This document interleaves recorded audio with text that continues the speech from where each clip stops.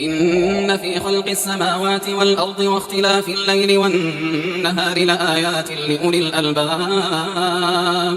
Kemudian pertanyaan selanjutnya, bagaimana nasihat antum tentang seorang anak yang kuliah hasil dari hutang riba karena orang tuanya tidak mau membiayai dan tujuan si anak ini baik untuk menghidupkan keluarga lebih baik.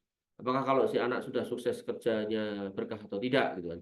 Baik, ketika kita ngomongkan tentang sekolah kemudian yang dibiayai dengan hutang riba dan yang berhutang adalah orangnya, anak ini sendiri, maka itu adalah sebuah keputusan yang salah, sebaiknya dilakukan karena yang kemudian dia dapatkan khawatirnya tidak berkah. Tapi kalau kemudian yang nyari utang ini orang tuanya, anaknya nggak tahu, maka anak ini tidak terlibat dalam dosa tersebut, ya, dosa adalah orang tuanya. Kita pahami harusnya pertama, ketika memang kita lahir dari keluarga-keluarga orang yang tidak mampu, maka bagusnya kita segera mencari informasi beasiswa itu ada di mana, dan begitu kita dapat, maka kita gunakan semaksimal mungkin, sebaik mungkin, jangan disia-siakan, jangan disepelekan, kita selesaikan semua yang kita dapatkan itu dengan baik. Dan hari ini saya melihat atau menemukan sebenarnya beasiswa itu ada di banyak tempat gitu. Bahkan sejak level S1 pun banyak gitu. Selain di tempat kita ini, tempat-tempat yang lain tuh banyak gitu.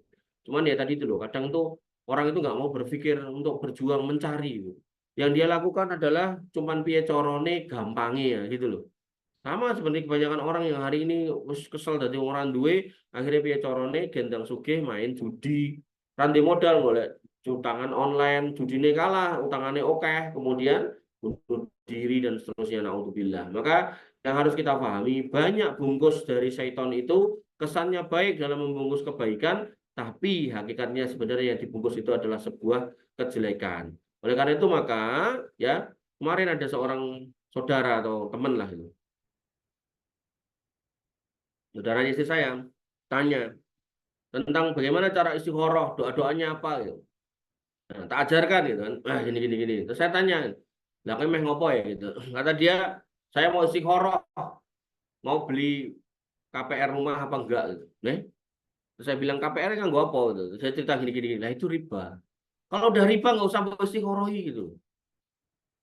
Memang ngopo bro, mau istikharah, memang ngopo? Mau nyolong pitik itu nggak ora. Kalau itu yang mau kamu lakukan, ora usah istikharah gitu loh ya. Maka dalam hal itu setan itu membungkus gitu. Membungkus kejelekan dengan bungkus yang baik. Maka niatnya jane apik pengen sekolah, tapi utangnya riba, maka sebaiknya nggak usah. Ya.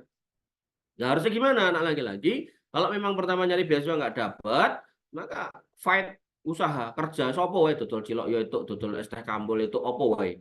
Maka kemudian kamu tabung, kamu cari. Bahkan nih tak kasih tahu Mas, tak kasih tahu. Saya punya teman dulu kuliah, sak kosan itu. Dia kalau masuk kos itu baunya minta ampun. Wong Madura. Tangannya kotor semua. Pas tak tekoki kowe kok bar ngopo to gitu. Kata dia bar ngaduk-aduk sampah. Loh, ngapain gitu kan? Ya dulu kita sama-sama mahasiswa pada-pada kerene randidit gitu loh. Nah, waktu itu saya kondisi kayak sekarang tak bayari gitu. Tapi kan enggak. Waktu itu sama-sama kita orang randidit gitu. Jadi saya diberi mbok saya, kebetulan dia nggak dibayari mboknya, nggak dibayari paknya gitu loh. Dia neng Jogja, sekolah kuliah neng UIN. Iku mulai kuliah yang golek sampah, Mas. Mulung sampah. Wah, aku ketemu karo wong ngono-ngono. Makanya saya tuh katakan ke kalian, kalian nek misal nggak bisa memanfaatkan kesempatan ini rugi, Mas. Kamu belum lihat banyak orang-orang yang ya Allah, dia berjuang bahkan makan pengen cuma sehari sekali tok, ditahan perutnya untuk bisa bayar SPP.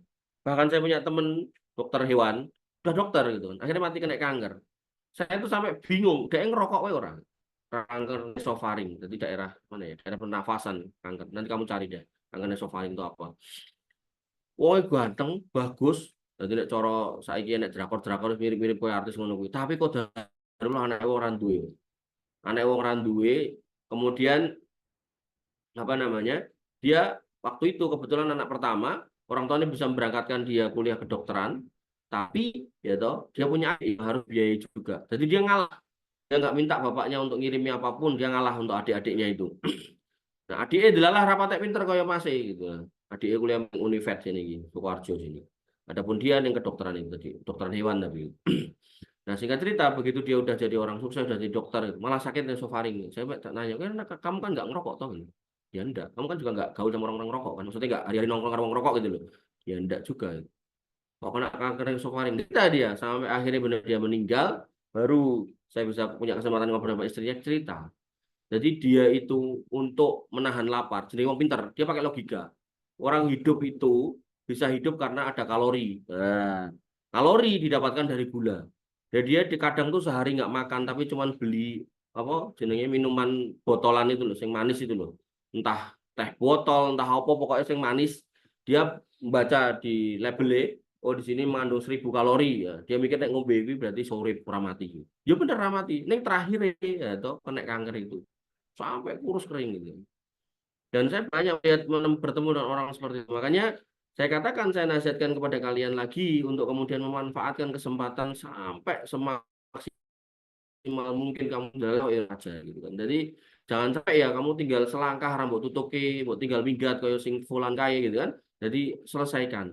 Toh semua kebaikan itu akan pulang ke kamu kok. Nggak enak ceritanya balik nih saya itu nggak ada. Nggak pernah ada tuh kamu tantangan turun pernyataan kamu sendiri 5 bulan pertama buat saya kan nggak ada. Jangan 5 bulan, sebulan aja nggak ada. Maka semua akan kembali kepada kamu, orang tuamu, ya semua kebahagiaan itu akan kembali kepada kamu. Maka ya serius saja, jalani dengan baik, jangan disia-siakan. Karena banyak orang-orang yang jadi pengen sekolah, tapi qadarullah inilah ora tekan. Atau dia sekolah tapi cara-cara yang nggak disebutkan.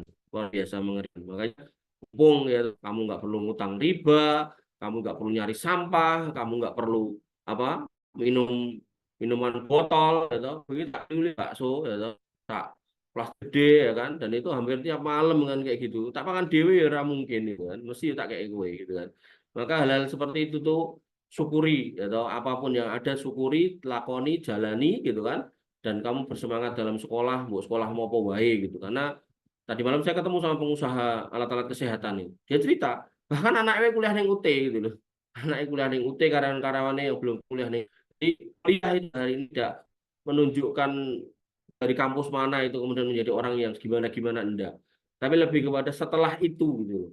Oh, kamu lulus dari kampus yang nggak didengar orang, tapi kalau setelah itu kamu punya karya, setelah itu kamu punya apa namanya hal-hal yang bermanfaat buat orang, ya insya Allah kamu lebih baik daripada orang yang kuliah di kampus kamu keren, mahal bayar UKT-nya sampai puluhan juta, tapi kemudian ya mungkin dalede lulus mung krono rene nggawa ijazah. Dan waktu saya ngisi kajian di Gumpang itu ada dosen hukum KMS itu cerita, temennya kumlot dari UGM itu kentir karena dia nawake ijazah nggak laku gitu loh.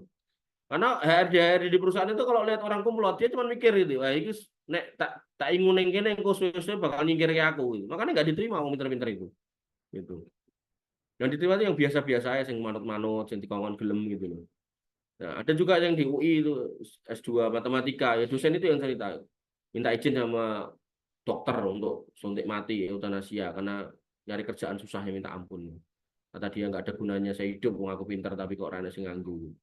Makanya yang harus kita pahami ya bersyukur ya kita masih masih mendapat tempat-tempat yang baik, masih bersama dengan orang-orang tua yang memberikan semangat gitu loh. Kalaupun orang tuamu nggak ada di posisi itu, maka paling nggak kamu mungkin punya teman yang bisa menyemangati dan seterusnya dan seterusnya. Nah temanmu ya orang ngono, paling orang aku lah nyemangati itu. Aku nanya lek nganti lulus juga. Maka luluskan, selesaikan itu jadi orang sing baik. Kamu nggak ingat saya nggak apa-apa, tapi saya akan ingat kamu. Oh, kamu pernah di sini dan saya pernah menjadi bagian dari hidup kamu. Nah, itulah hal yang kemudian membahagiakan kita semua. Gitu ya, dengarkan dengan baik. Gitu. Pertanyaan yang bagus.